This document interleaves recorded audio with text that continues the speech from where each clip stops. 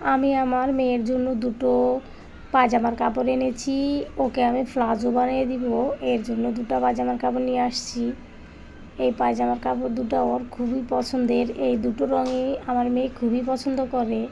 এর জন্য এখন আমি পায়জামার কাপড়টা কেটে নিচ্ছি, ওকে পায়জামা বানিয়ে দিব দেখে।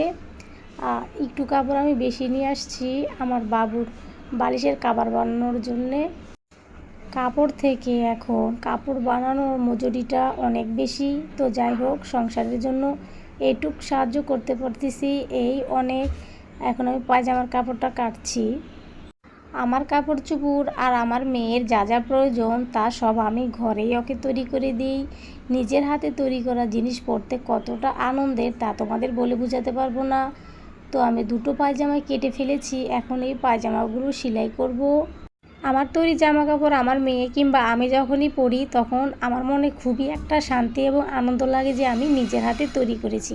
তো যাই হোক, পরের ব্লগে তোমাদের আমি পায়জামাটা তৈরি করে দেখাচ্ছি। ভালো থেকো, টাটা।